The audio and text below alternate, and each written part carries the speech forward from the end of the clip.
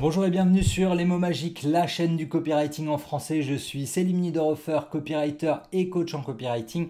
Et aujourd'hui, on va parler de l'inflation, l'augmentation des prix. C'est partout, vous l'avez vu à la pompe à essence, vous l'avez vu, il n'y a plus d'huile, il n'y a plus de moutarde, c'est la galère. On va rentrer dans une période compliquée d'augmentation des prix, prix de l'énergie, prix du carburant, prix des matières premières, prix du transport, prix d'absolument tout.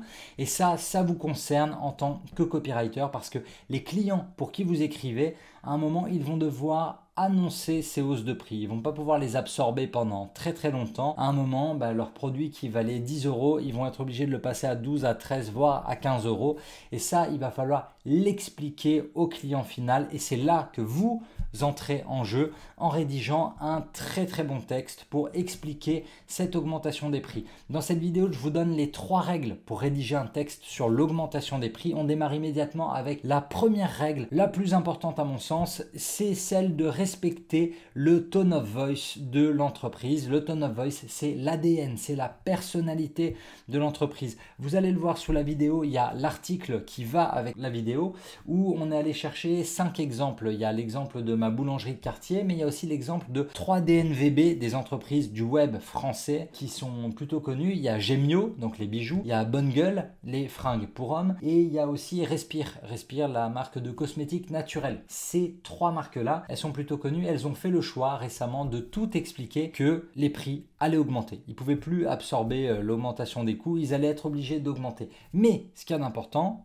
en lien avec cette première règle, c'est qu'ils l'ont tous annoncé de manière différente. Pauline, la fondatrice de Gemio, elle l'a annoncé sur son compte LinkedIn avec ses mots à elle. Regardez un peu le texte, il est assez intéressant. Benoît, le fondateur de Bonne Gueule, pareil, un texte assez carré, c'est un ingénieur, il adore les fringues, mais c'est un texte où il n'y a pas énormément d'affect, d'accord? Et ça respecte très bien la personnalité du fondateur et un peu la personnalité de la marque. Hein. On n'est pas dans... C'est pas Oasis, quoi. On n'est pas là pour se marrer dans tous les sens. Et surtout que c'est une news qui n'est pas fondamentalement marrante quand tu dois annoncer 10% d'augmentation ou 20% d'augmentation des prix. Donc c'est très carré, c'est très rationnel. Et enfin, celui qui, à mon sens, incarne le mieux l'exercice, c'est le post que vous trouverez donc sur Instagram, le post de Respire, où là, encore une fois, Respire, c'est très orienté sur le sport et ça respecte l'ADN, le tone of voice de Respire parce qu'ils le disent, bon ça y est cette fois-ci, l'augmentation des prix nous a mis KO, d'accord? On reste dans ce champ lexical. Donc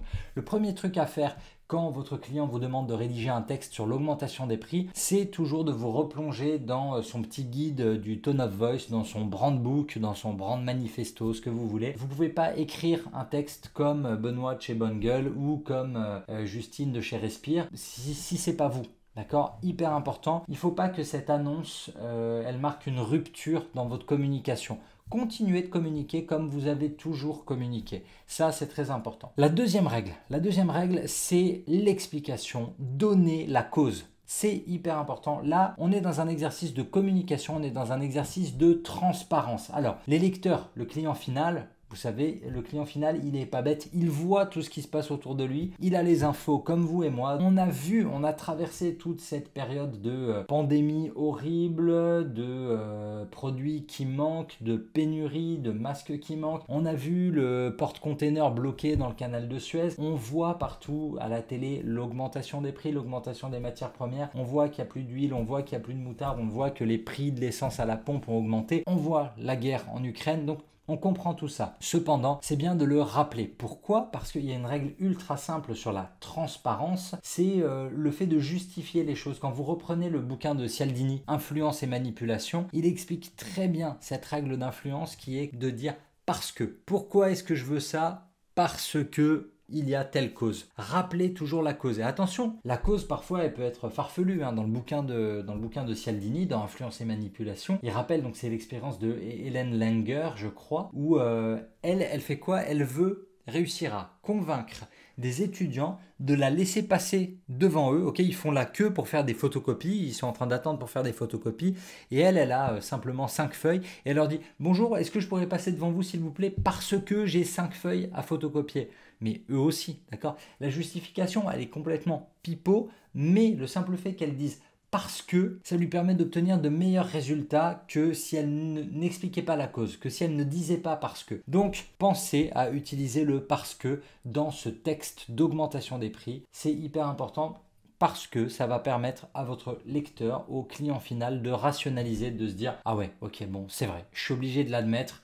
Son raisonnement est logique. Troisième règle d'or pour écrire ces textes sur l'inflation et l'augmentation des prix par rapport à cette notion de transparence, ça va être de donner des chiffres. Donnez des chiffres, soyez précis. On est copywriter. Le copywriting, c'est l'art d'être précis. Quand vous allez dire que vos coûts de transport ont augmenté de 12% parce que la Poste a augmenté ses coûts des Colissimo de 12%, quand vous allez dire que l'essence a augmenté, donc que le coût des camions, le coût du transport globalement a augmenté de 30%, ce sont de vrais chiffres qui sont rationnels et l'esprit du lecteur a tendance à accepter beaucoup plus ce qui est chiffré et surtout, ça vous apporte du crédit. On se dit waouh, ok, cette marque, elle communique vraiment de manière transparente, elle est en train de nous dire vraiment les choses, on peut lui faire confiance. Bon, visiblement, on est tous dans le même bateau, donc je ne vais pas aller chez la concurrence qui réussit à serrer les prix davantage. Je vais rester avec eux parce qu'ils ont fait cet effort d'explication, ils ont fait cet effort de transparence et d'honnêteté. Je vous donne un contre-exemple, il y avait eu un bad buzz il y a quelques années, mais qui est ultra connu dans l'histoire du marketing, c'est Toblerone. Toblerone, ils avaient voulu augmenter les prix,